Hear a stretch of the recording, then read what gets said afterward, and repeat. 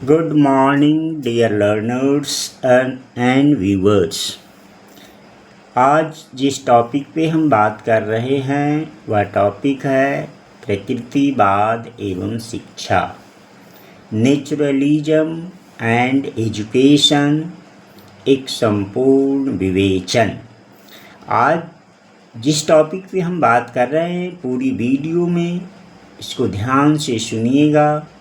यह प्रकृतिवाद एवं शिक्षा पर संपूर्ण सभी आयामों को कवर करेगी वीडियो, जो आपके ऑब्जेक्टिव एग्जामिनेशंस और सब्जेक्टिव एग्जामिनेशंस दोनों के लिए अति महत्वपूर्ण होगा। वीडियो को इस तरह से डिज़ाइन किया गया है कि इसमें वस्तुनिष्ठ प्रश्नों के साथ साथ विषयनिष्ठ अर्थात ऑब्जेक्टिव और सब्जेक्टिव प्रारंभिक परीक्षा एवं मुख्य परीक्षा दोनों के लिए उपयोगी हो सके।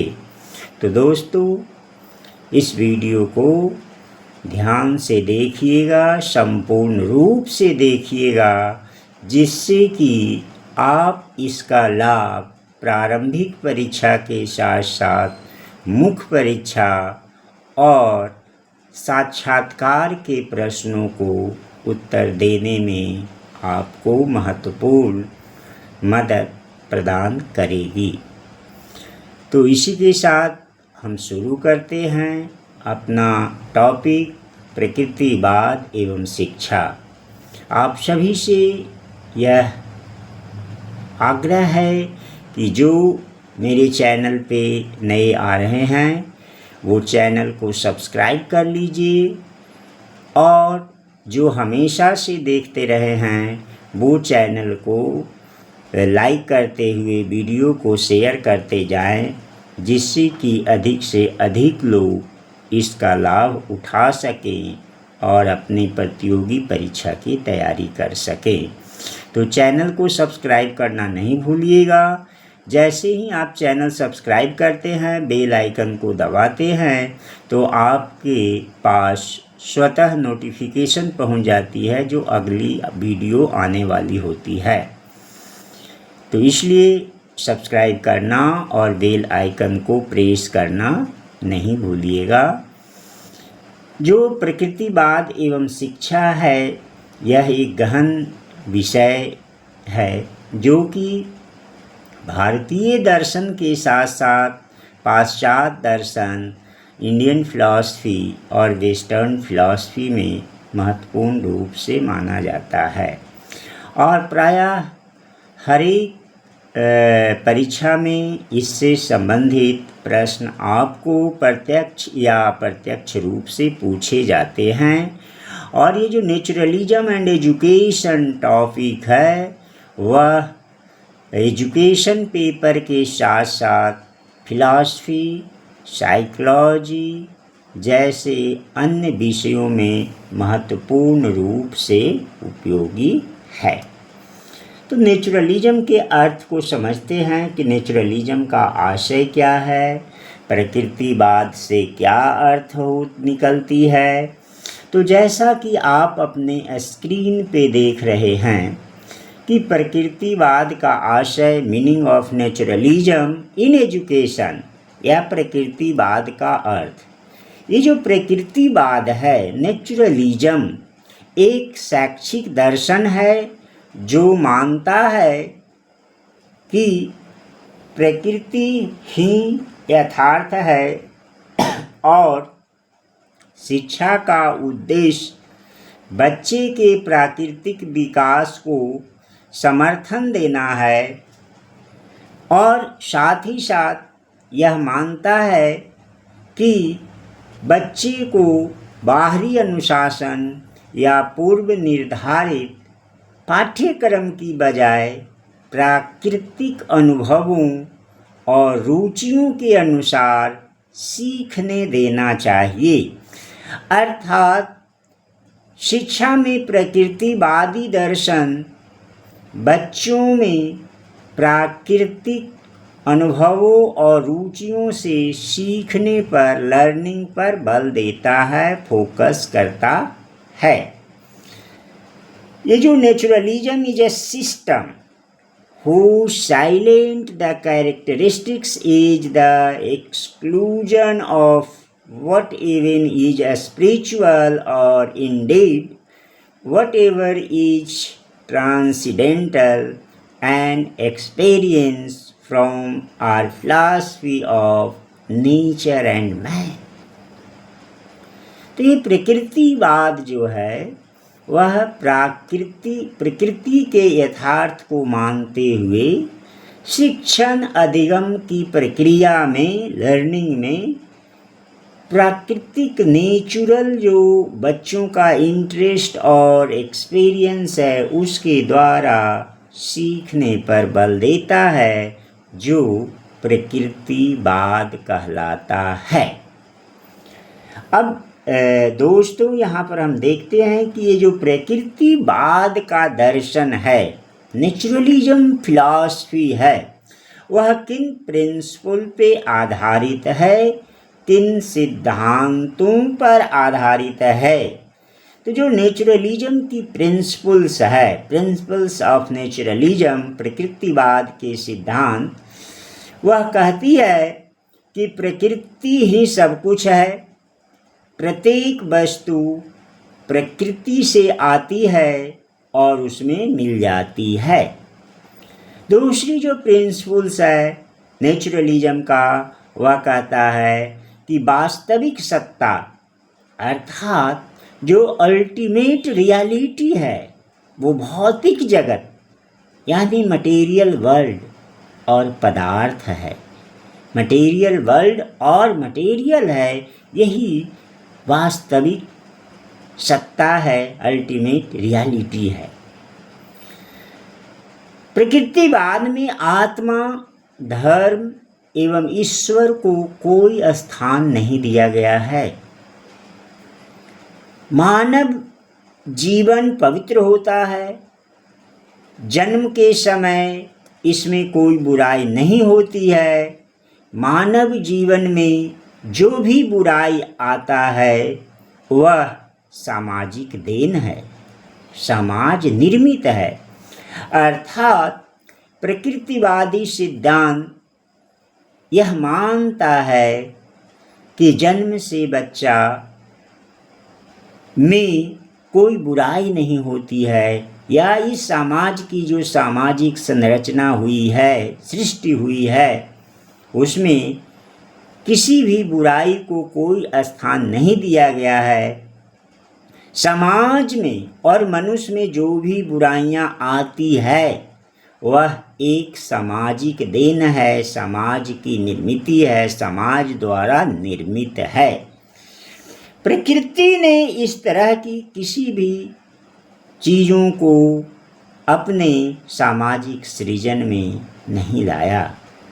अर्थात ये जो सामाजिक बुराइयां हैं वह मानव निर्मित है, मनुष्य के द्वारा बनाई गई है, और वह मनुष्य अपने भौतिक सुखों की भोग के लिए इस तरह को प्रकृति के साथ छेड़छाड़ किया है। तो जो अगली प्रिंसिपल है प्रकृतिवाद का, नेचुरलिज्म का, वह कहता है कि मानव समाज भौतिक सुख चाहता है।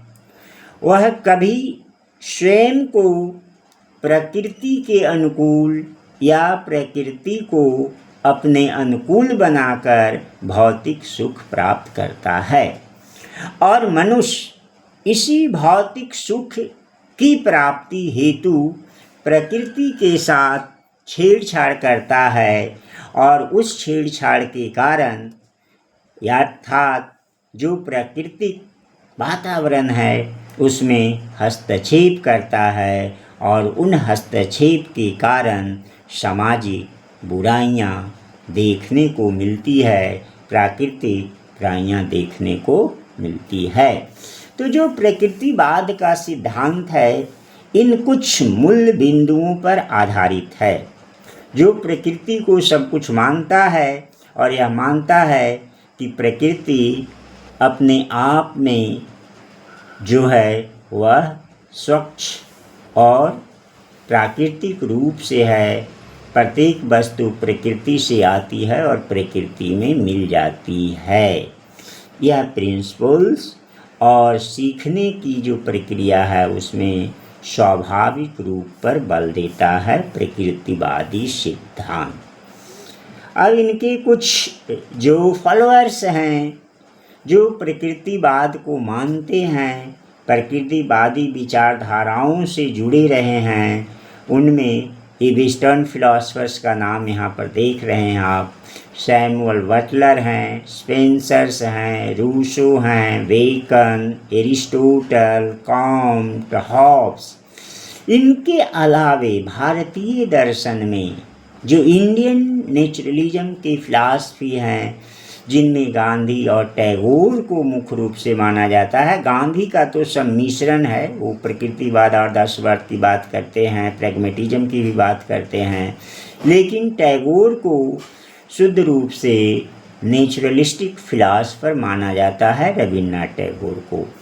अब एक एक करके हम समझेंगे कि प्रकृतिवाद में जो इन फॉलोअर्स हैं, चूँकि इन फॉलोअर्स का लिस्ट हम यहाँ पर इसलिए बता रहे हैं, समटाइम आपको मैचिंग वाले प्रश्न में इस तरह से प्रश्न आते रहते हैं कि इनको एक तरफ फिलासफर्स का नाम दे देगा, दूसरी तरफ जो आइडियाज़ हैं उन आइडियाज़ से इनको मैचिंग करने के लिए प्रश्न आते रहते हैं। तो अब हम देखते हैं कि शिक्षा के क्षेत्र में ये जो फिलासफर्स हैं, नेचुरलिस्टिक फिलासफर्स, वो क्या कहते हैं, उनका क्या मानना है। तो जो शिक्षा के क्षेत्र में प्रकृतिवादी आंदोलन का जो आरंभ किया वो हैं बेकन और कमेनियस ने इसको शुरू किया। बेकन और कमेनियस ने इसको शुरू किया, जिसको रूसो ने चरम पे पहुंचाया। या बेकन और कमेनियस की प्रकृतिवादी आंदोलन को रूसो ने प्रसिद्धि दिलाई और रूसो इसको फेमस करते हैं प्रकृतिवादी विचारधारा को, विशेषकर शिक्षा के क्षेत्र में। तो शिक्षा में प्रकृतिवादी विचारधारा को बेकन और केमेनियस ने आरंभ किया और रूसो ने अब इस पे काम के द्वारा इसको चरम पे पहुंचाया है।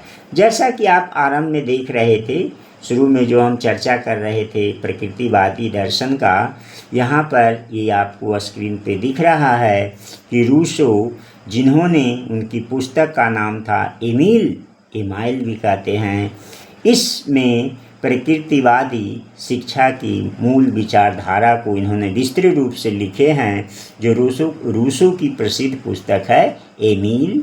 और इससे प्रश्न पूछे जाते हैं तो आप इसको ध्यान में रखिएगा। प्रकृतिवादी विचार को में इनके किताब के नाम से दे दिया जाता है, 4 पुस्तकें दे दी जाती है, इनके साथ मैचिंग करना होता है। तो प्रकृतिवादी दर्शन में रूसो का एमाइल महत्वपूर्ण पुस्तक है और इसको अवश्य आप सभी को पढ़ना चाहिए। एम्स ऑफ एजुकेशंस की अगर बात करते हैं कि प्रकृतिवादी शिक्षा में जो एजुकेशन है, शिक्षा है, उसका उद्देश्य क्या है। रूसो कहते हैं कि शिक्षा का उद्देश्य मानव को प्रकृति के अनुकूल जीवन व्यतीत करने के योग्य बनाना है। वहीं मैकडूगल कहते हैं कि शिक्षा का मूल्य उद्देश्य प्रवृत्तियों को रूपांतरित करके समाज उपयोगी कार्यों में लगाना है।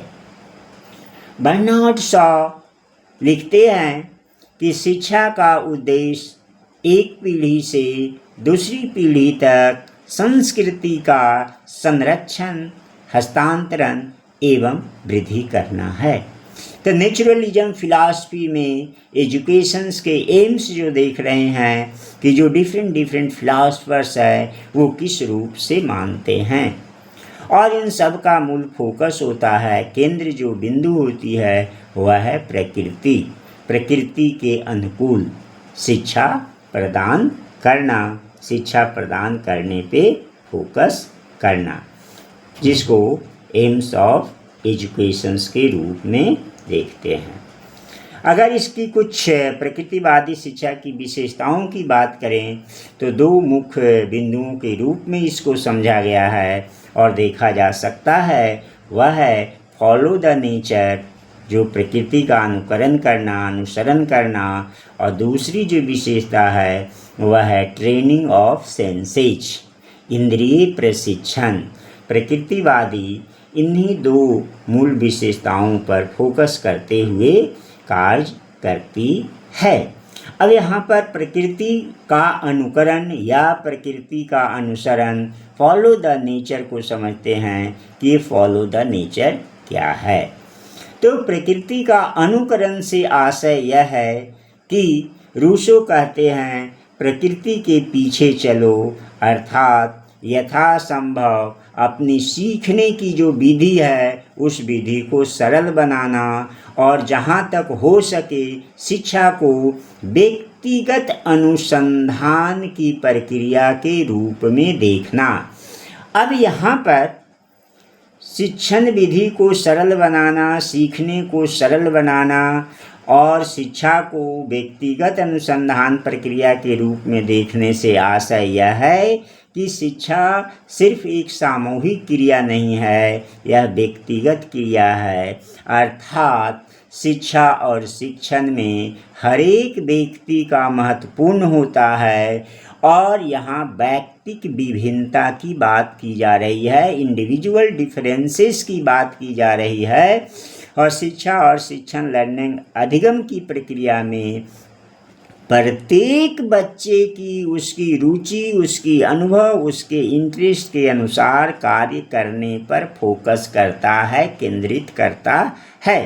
तो यही आशय यहाँ पर है। व्यक्तिगत शिक्षा को व्यक्तिगत अनुसंधान की प्रक्रिया में देखने से आशय है कि हर एक बालक की कैपेसिटी अलग होती है, इंटरेस्ट अलग होता है, तो उसके अनुसार शिक्षा का गठन कराया जाए, शिक्षा को व्यवस्थित किया जाए। इसलिए कहते हैं कि प्रकृतिवादी विचारक मानते हैं कि शिक्षा एक व्यक्तिगत अनुसंधान की प्रक्रिया है, न कि यह सामूहिकता पर बल देता है। चूँकि बच्चों की अलग अलग रुचि और इंटरेस्ट अलग अलग होते हैं, तो उस अनुसार से यहाँ ये बातें करता है प्रकृतिवादी विचारक, जिसको ये कहा गया है कि प्रकृति का अनुकरण करना। दूसरी जो विशेषता है प्रकृतिवादी दर्शन का शिक्षण के लिए जो कहा जाता है ट्रेनिंग ऑफ सेंसेस, अर्थात इंद्रिय प्रशिक्षण। प्रकृतिवादी शिक्षा की विशेषता यह है कि यह बालक को इंद्रियों के प्रशिक्षित करने पर बल देता है। प्रकृतिवादी शिक्षा में बालक के मस्तिष्क में ज्ञान को बाहर से भरने का विरोधी है। कि जो प्रकृतिवादी दर्शन है वह कहता है कि इसमें लर्निंग जो है वह स्वतः और उसके सेंसेस के द्वारा होनी चाहिए, बाहर से ज्ञान भरने का ये विरोधी है। यह कहता है कि ज्ञान को प्रभावशाली बनाने के लिए इंद्रियों को प्रशिक्षित करना आवश्यक है।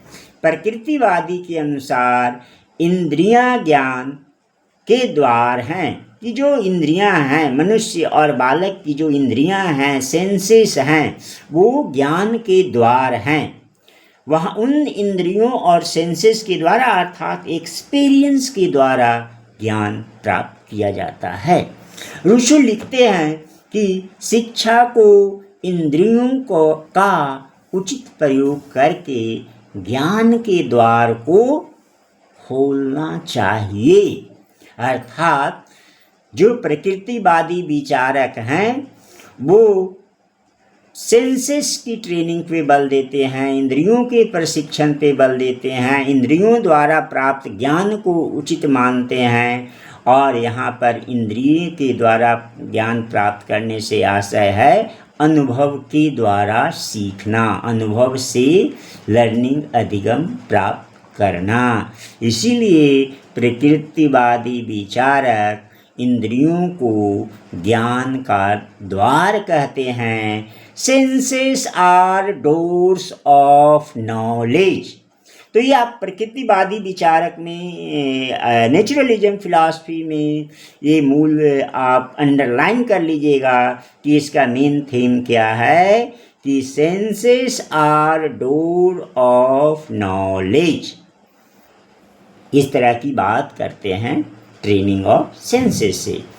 नेक्स्ट जो हम देखते हैं कि जो टीचिंग मेथड कि प्रकृतिवादी जो शिक्षा है, नेचुरलिज्म फिलॉसफी है एजुकेशन में, वो किस तरह की टीचिंग मेथडोलॉजी की बात करता है, शिक्षण विधियों की बात करता है।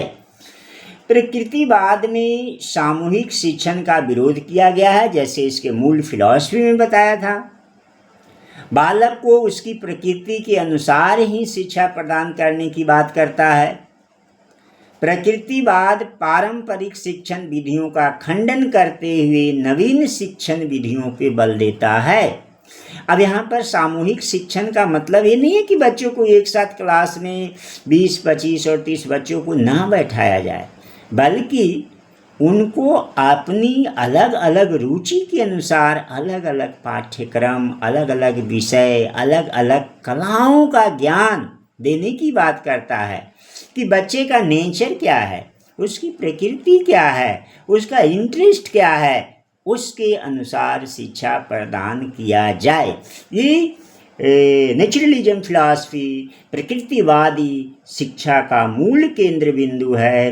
अर्थात जो प्रकृतिवादी शिक्षण मेथड होगा उसके मूल सेंटर में बालक होता है, चाइल्ड होता है। इसीलिए नेचुरलिज्म फिलॉसफी को चाइल्ड सेंटर्ड एजुकेशन के नाम से भी आगे प्रसिद्धि मिली है और इसको चाइल्ड सेंटर अर्थात बाल केंद्रित शिक्षा के रूप में जाना जाता है। तो यह लर्निंग जो है, ये नेचुरलिज्म फिलॉसफी जो है वह चाइल्ड सेंटर्ड अप्रोच को समर्थन करता है।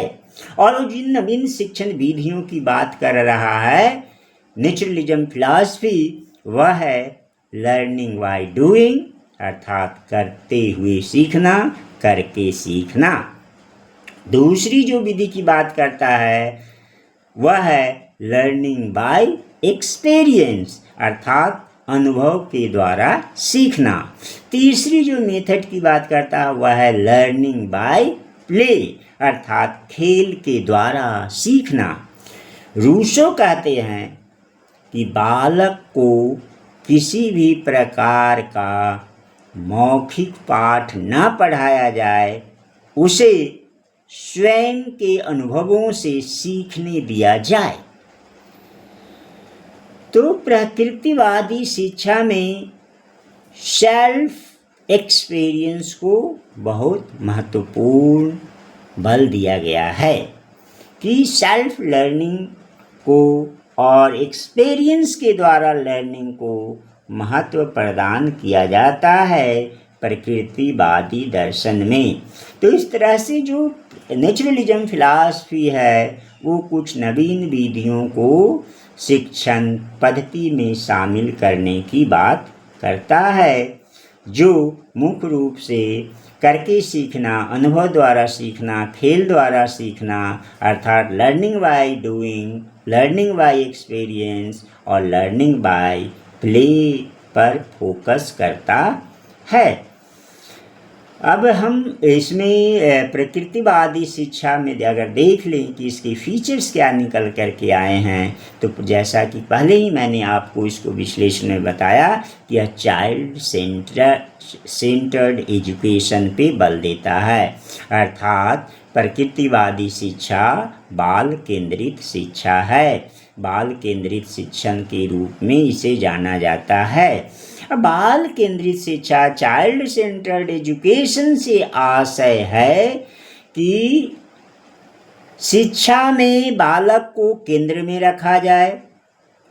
अब इसका बाल केंद्रित शिक्षा पर बल देने का रिजल्ट क्या हुआ, परिणाम क्या हुआ कि इसके परिणाम स्वरूप child psychology, educational psychology, adolescence psychology जैसे नवीन क्षेत्रों की उन्नति हुई। बाल मनोविज्ञान, शिक्षा मनोविज्ञान, किशोर मनोविज्ञान, इन नवीन शिक्षा और मानव ज्ञान विज्ञान से जुड़ी हुई चीज़ों का नए नए क्षेत्रों में उन्नति हुई और शिक्षण पद्धति में सुधार हुआ और इस सुधार को क्रिया के द्वारा शिक्षा तथा इंद्रियों के प्रशिक्षण पर विशेष ध्यान दिया गया।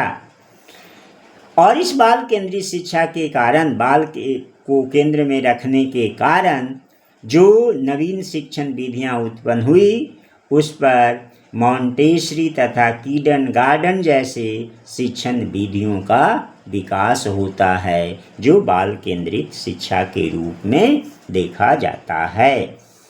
दूसरी जो नेचुरलिज्म फिलॉसफी का महत्वपूर्ण बिंदु है, केंद्र बिंदु है, वह है फ्रीडम, स्वतंत्रता की बात करता है। अर्थात यहाँ पर लर्नर की स्वतंत्रता, बालकों की स्वतंत्रता। प्रकृतिवादी शिक्षा में बालक की स्वतंत्रता प्रमुख होती है। रूसो कहते हैं मनुष्य स्वतंत्र पैदा होता है लेकिन वह सभी जगह जंजीरों में जकड़ा रहता है। शिक्षा का कार्य मुक्ति का है और मुक्ति का आशय से यहाँ से है इन्हीं प्रकार के बंधनों से, जिन सामाजिक सांस्कृतिक बंधनों से व्यक्ति उलझा रहता है, शिक्षा का कार्य उन्हीं बंधनों से मुक्ति दिलाना है। अर्थात अंधकार को समाप्त करके प्रकाश की ओर ले जाना, अज्ञानता को समाप्त कर ज्ञानता की ओर ले जाना शिक्षा का महत्वपूर्ण कार्य है। जो कहा गया है कि शिक्षा का कार्य क्या है? मुक्ति है। यहाँ पर मुक्ति से आशय है अज्ञानता से ज्ञान की ओर, अंधविश्वास से वैज्ञानिकता की ओर, वैज्ञानिक चिंतन की ओर और नेचुरल स्वाभाविक लर्निंग के द्वारा। प्रकृतिवादी बालक की स्वतंत्रता पर बल देता है। बालक को स्वतंत्रता किसकी मिलनी चाहिए? बालकों को अभिव्यक्ति की स्वतंत्रता मिलनी चाहिए। बालकों को विकास करने, अपने विचारों को व्यक्त करने की पूर्ण स्वतंत्रता का समर्थन प्रकृतिवादी विचारक करते हैं। अर्थात जो प्रकृतिवादी दर्शन जो है, फिलॉसफी है, उसके शिक्षण में फ्रीडम जो है महत्वपूर्ण स्थान रखता है। और फ्रीडम से यहाँ पर आशय है कि बालक अपने आप को स्वतंत्र रूप से एक्सप्रेस कर सके, अपने आप को विकसित कर सके, अपने विचारों को स्वतंत्र रूप से पूर्ण रूप से विकसित कर सके। यही प्रकृतिवादी फिलॉसफी का मूल आधार है। अब हम यहाँ पर देखते हैं कि जो प्रकृतिवादी दर्शन है उसमें पाठ्यक्रम का स्वरूप कैसा होगा, किस तरह के पाठ्यक्रम की बात की गई है, करिकुलम का स्वरूप क्या होगा, करिकुलम किस तरह से डिजाइन किए जाएंगे। तो प्रकृतिवादी बालक को पाठ्यक्रम का आधार मानते हैं कि जो पाठ्यक्रम बनेगा उसका केंद्र बालक होगा। पाठ्यक्रम के निर्माण में बालकों की रुचियाँ, इंटरेस्ट, उसकी योग्यताएं को ध्यान में रखना महत्वपूर्ण है। प्रकृतिवादी शिक्षा में पाठ्यक्रम में रुचियाँ, व्यक्तिगत विभिन्नताएं, स्वाभाविक क्रियाएं, यौन संबंधी समस्याओं को शामिल करने पे बल देता है। अर्थात प्रकृतिवादी दर्शन पाठ्यक्रम में शारीरिक विज्ञान, स्वास्थ्य विज्ञान, भौतिक विज्ञान के अतिरिक्त खेल कूद और इंद्रियों के प्रशिक्षण पे बल देता है और इसके साथ ही साथ भाषा विज्ञान पर बल देता है कि भाषा, चूँकि एक्सप्रेशन और अभिव्यक्ति का मूल माध्यम होता है, आधार होता है लैंग्वेज, तो भाषा विज्ञान पर बल देता है, शारीरिक विज्ञान पे बल देता है, स्वास्थ्य विज्ञान पे बल देता है और भौतिक विज्ञान और खेल कूद तथा इंद्रियों का प्रशिक्षण तो है ही इसके करिकुलम का मूल आधार, जो प्रकृतिवादी विचारक मानते हैं। और प्रकृतिवादी जो शिक्षा दर्शन है वो इस तरह के पाठ्यक्रम को निर्मित किए जाने पर बल देता है। आगे देखते हैं कि इसमें अनुशासन की क्या बात कही गई है कि जो प्रकृतिवादी दर्शन होगा, प्रकृतिवादी शिक्षा होगी, उसमें डिसिप्लिन या अनुशासन पे क्या विचार रखता है, नेचुरलिज्म फिलॉसफी। तो प्रकृतिवादी बच्चों को कठोर दंड का सख्त विरोध करता है, अर्थात जो कॉर्पोरल पनिशमेंट है, फिजिकल पनिशमेंट है, उसको प्रकृतिवादी नकारता है और उसका विरोध करता है। अनुशासन से आशय है स्वतंत्रता, और यह कहते हैं कि बालक स्वयं अपनी गलतियों से सीखता है, अतः प्रकृतिवादी शिक्षा में सेल्फ गवर्नमेंट, स्व अनुशासन पे बल दिया गया है, जिसको सेल्फ डिसिप्लिन भी कहते हैं। अर्थात प्रकृतिवादी शिक्षा सेल्फ डिसिप्लिन पे आधारित है। रूसो लिखते हैं कि nature desires that children should be children before they are men। अर्थात रूसो कहते हैं कि प्रकृति यह चाहती है कि बालक मनुष्य बनने से पहले पूर्व बालक जो है वो बालक बने, अर्थात उसमें सेल्फ गवर्नेंस और सेल्फ डिसिप्लिन का विकास करना प्रकृतिवादी शिक्षण दर्शन का मूल आधार है, अनुशासन को लेकर के। अर्थात निष्कर्ष रूप से यह कहा जाए कि प्रकृतिवादी शिक्षण दर्शन में कॉर्पोरल पनिशमेंट, शारीरिक दंड को निषेध किया गया है और सेल्फ गवर्नेंस, सेल्फ अनुशासन, स्व अनुशासन की बात पर बल दिया गया है, और जिससे कि बच्चों के प्राकृतिक विकास में बाधा उत्पन्न न हो, नेचुरल डेवलपमेंट में, जहाँ पर फ्रीडम मुख्य रूप से प्रधान होता है, जिसमें बच्चों की रुचि, अभिरुचि और स्वतंत्रतापूर्वक एक्सप्रेशन कर सके। तो इस तरह के डिसिप्लिन्स की बात करता है प्रकृतिवादी शिक्षा। तो दोस्तों, अगर मूल रूप से हमने देखा कि जो प्रकृतिवादी और शिक्षा है उसका मूल आधार क्या है, यह प्राकृतिक रूप से प्राकृतिक डेवलपमेंट, नेचुरल डेवलपमेंट की बात करता है, कठोर अनुशासन का विरोध करता है, बालकों की स्वतंत्रता, बालकों की इंटरेस्ट, रुचि, अभिरुचि को महत्वपूर्ण स्थान देता है। पाठ्यक्रम में बालक को केंद्र में रखकर उनकी जो आवश्यकताएं हैं, उनकी शारीरिक मानसिक विभिन्नताओं के अनुरूप, उसके अनुरूप बनाए जाने की बात करता है। तो इस तरह से प्रकृतिवादी शिक्षा क्या है, बाल केंद्रित शिक्षा के रूप में महत्वपूर्ण रूप से देखी जाती है। तो प्रकृतिवादी शिक्षा दर्शन क्या है, बाल केंद्रित शिक्षा पर आधारित है, जहाँ शिक्षा और शिक्षण विधियों में बालक को केंद्र में रखा जाता है और उसके स्वतः स्व डेवलपमेंट एक्सप्रेशन को विकसित करने का महत्वपूर्ण आधार मानता है। दोस्तों, धन्यवाद। इन्हीं बातों के साथ आज हम अपने टॉपिक को पूर्ण विराम देंगे, अपने वीडियो को विराम देंगे। लेकिन दोस्तों, फिर से आग्रह है कि आप चैनल को सब्सक्राइब कीजिए, वीडियो को शेयर कीजिए, लाइक कीजिए और आप अपने कमेंट ज़रूर एक्सप्रेशंस में दीजिए, जिससे कि आगे आने वाली वीडियो की सूचना आपको समय समय पे मिलती रही। इसी तरह से नेक्स्ट वीडियो में हम अगले टॉपिक पे मिलेंगे। जय हिंद, जय भारत, नमस्कार दोस्तों, धन्यवाद। सीखते रहिए और लोगों को सिखाते रहिए, प्रेरित करते रहिए। धन्यवाद।